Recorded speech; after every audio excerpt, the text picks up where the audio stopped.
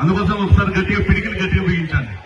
జై తెలంగాణ, జై తెలంగాణ, జై తెలంగాణ, జయసి నాయకత్వం, జయసి నాయకత్వం, సిద్ధార్థూరు ప్రజల ఐక్యత, శాసన నియోజకవర్గ ప్రజల ఐక్యత, భారత్ మాతాకి. ఈరోజు మరి యొక్క సిద్ధాపూరు డంపింగ్ యార్డుకు వ్యతిరేకంగా వాస్తవాన్ని డంపింగ్ యార్డు రాకముందుకే ప్రభాకర్ మిత్రుడు సర్పంచి మరి వస్తుందని చెప్పేసి ఎట్లన్నా తెలిసి ఉద్యమం ప్రారంభం చేసిందో తెలియదు. కానీ మరి ఈ రోజు గవర్నమెంట్ ఒక జీవనం తీసుకొని వచ్చి మన యొక్క సిద్ధాపూర్ గ్రామంలో మరి యొక్క డంపింగ్ యార్డును ప్రభుత్వం ఆల్రెడీ శాంక్షన్ చేసింది. ఇవాళ మనం వ్యతిరేకించకపోతే, మన ఉద్యమం చేయకపోతే, మన ఐక్యతను చూపించకపోతే ఇవాళ మన ఎమ్మెల్యే కూడా ఏం చేయలేని పరిస్థితి ఉంది. కాబట్టి ఈ యొక్క సిద్ధాపూర్ ఈ యొక్క డంపింగ్ యార్డు మీదకి వచ్చినటువంటి మిత్రులందరూ అటు అన్నబాబాయ్ గారు కావచ్చు, శివశంకర్ గారు కావచ్చు, మరి విష్ణువర్ధన్ రెడ్డి కావచ్చు, బాధ్యత నవీన్ రెడ్డి అదేవిధంగా ఇప్పుడు అంజయ్ యాదవ్ గారిగా బాధ్యత తీసుకోవాలని చెప్పేసి నేను ఈ సందర్భంగా కొడతా ఉన్నాను. మిత్రులుగా ఉద్యమం అనేది మనం చేయాలి. ఈ ఉద్యమం యొక్క రిపోర్ట్లు ఈరోజు ప్రభుత్వానికి పోతా ఉన్నాయి. ఎట్లా ఇక్కడ ప్రజల ఆందోళన జరుగుతున్నారు అనేది ప్రభుత్వానికి పోతా ఉంది.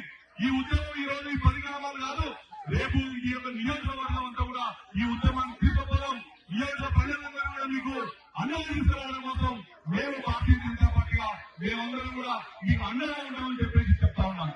కానీ ఒకటి మాత్రం చెప్తున్నా, ఇక్కడ ఉన్న కాంగ్రెస్ నాయకత్వాన్ని ఒకటే కొడతా ఉన్నాను.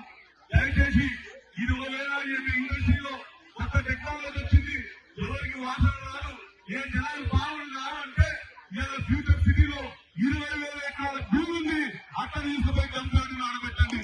లేదా అంటే ఇక్కడ 5,000 ఎకరాల భూమి ఈ ఎయిర్పోర్ట్ లో ఉంది, అక్కడ తీసుకుపోయి డంప్యార్డు పెట్టండి.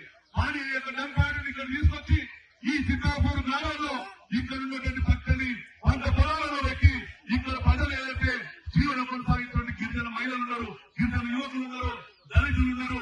మరి ఈ రోజు ఇంత ముందుగా సోదరులు చెప్పింది, ఇక్కడ చారిత్రాత్మకమైన కట్టడం దేవాలయం ఉంది, దర్గా ఉంది, ఇక్కడ పక్కన పద్మనాభ టెంపుల్ ఉంది, మరి అనేక చెరువులు ఉన్నాయి. ఇప్పటికేమో సాధనలు పారిశ్రామిక ఆడ కావడం వల్ల మరి కాలుష్యం తోటి ఇప్పటికే సాధనలో చచ్చిపోతా ఉన్నాం. మరి ఇప్పుడిప్పుడే ఎదుగుతున్నాం. ఇప్పుడిప్పుడే మన అందరం కూడా మన భూములకు విలువ వచ్చినాయి. మన పిల్లలు చదువుకొని ఏదో రేపు భవిష్యత్తులో మనం ముందు పోదాం అనుకుంటున్న సందర్భంలో మళ్ళీ ఇలాంటి డంపింగ్ ఆర్డర్ వచ్చిందో ఇది నిజంగా హర్షించేది కాదు. నేను కాంగ్రెస్ మిత్రులు ఒకరే వస్తున్నా, మళ్ళీ కూడా వస్తున్నా, మీ నాయకత్వంలోనే మేమందరం పనిచేయడానికి సిద్ధంగా ఉన్నాం.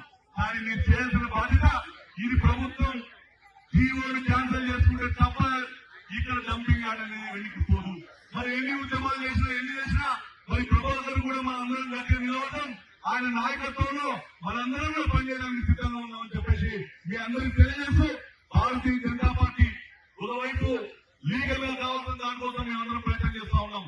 జైపాల్ ఈ తాండాలో ఉన్నటువంటి యువకుడు ఆల్రెడీ అన్ని కావాల్సిన పేపర్లు ఇచ్చారు. రెండో వైపు ఎన్డీటీతో మాట్లాడుతూ ఉన్నాం, రాష్ట్రపతితో మాట్లాడుతూ ఉన్నాం, కేంద్రంతో మాట్లాడుతున్నాం.